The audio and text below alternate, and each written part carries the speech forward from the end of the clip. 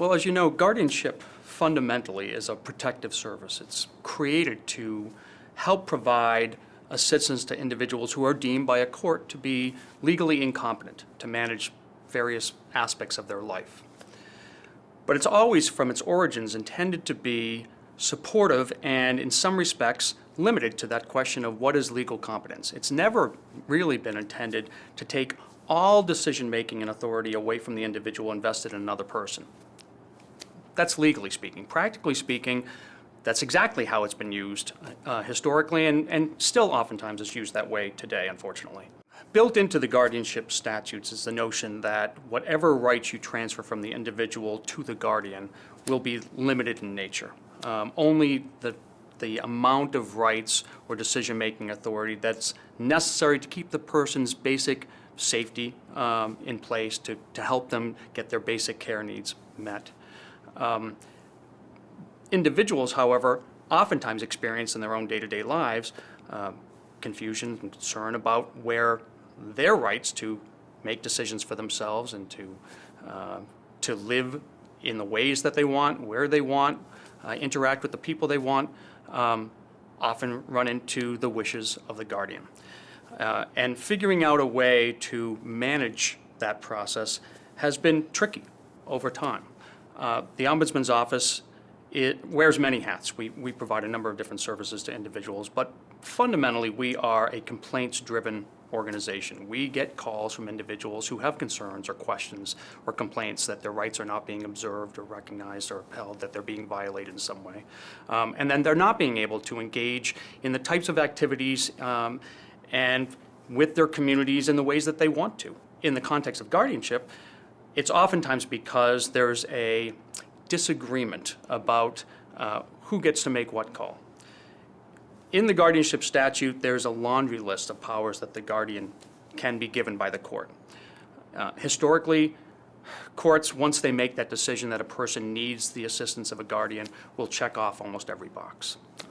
And that makes it problematic because there isn't a box covering every aspect of every person's life. So the question of who the person can interact with, do I get to have friends or not? Do I get to have you as a friend?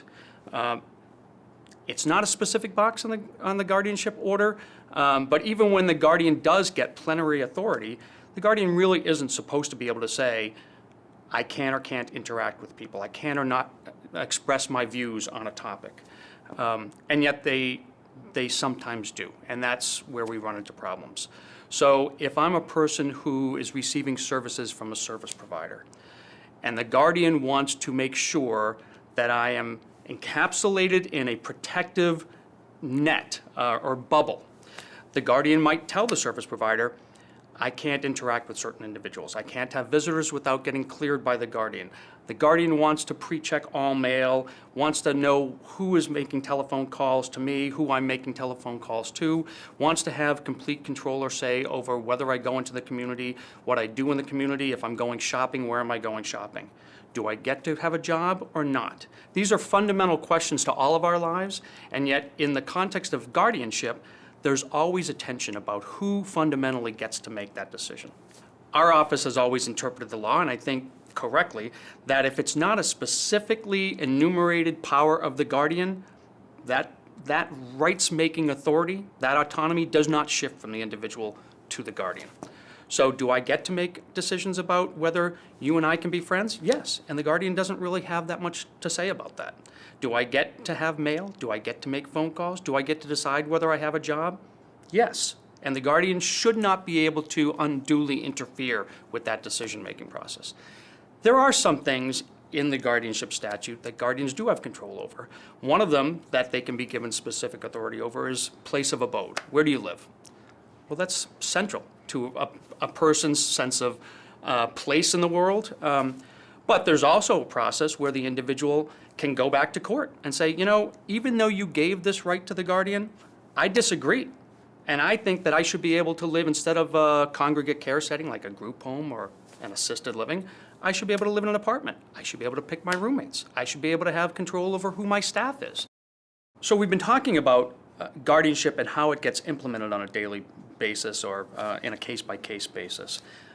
There have been changes to the guardianship statute over time. Most recently, a few years ago, there were significant changes to the guardianship statute to try to bring it more in line with the Uniform Guardianship Act, which does a couple of things. It bolsters the language about least restrictive alternative, changes some of the terminology. It really does try to shift the dynamic a little bit more towards that individual and away from the sense that we're taking all of these powers and giving it to the guardian so that they can run your life for you. It really wants to minimize that concept. One of the challenges we have with the guardianship system is a general over-reliance on it. There are an awful lot of people on whom a parent of a 17, soon to be 18-year-old will rely. Teachers, pediatricians, other family members, trusted individuals, maybe the family, wills and trust lawyer, who will tell them, Bud doesn't have the ability to manage his financial affairs, can't make all these decisions for him. You need to continue to be the parent. And the way you do that for Bud when he reaches the age of 18 is to get a guardianship. It's an easy process. You get some supporting letters from me, the pediatrician, from the teacher, from whomever. You go and you testify about the things that Bud can't do. The court might ask you some questions about what else you've tried, and you're going to want to give some examples about how you've tried to teach Bud how to use the bus and he can't quite get that, or areas where Bud has shown limitations that really need your support. And in the vast majority of instances, the court's going to sign off on that. There isn't, although an individual who is being proposed for guardianship is entitled to an attorney, oftentimes if the attorney gets a sense that all of the loving people around that individual believe that the guardianship is necessary, the advocacy on the individual's behalf is not all that zealous. And that's in part because people do not assume that guardianship is a bad thing. They assume that it's a protective thing meant to support me in appropriate ways.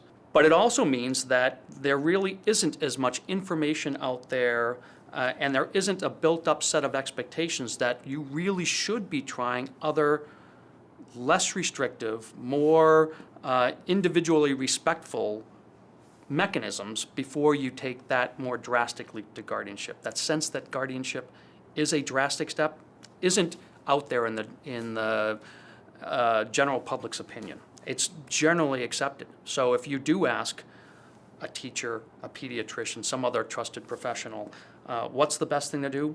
Guardianship oftentimes, unfortunately, is still the first option available to folks.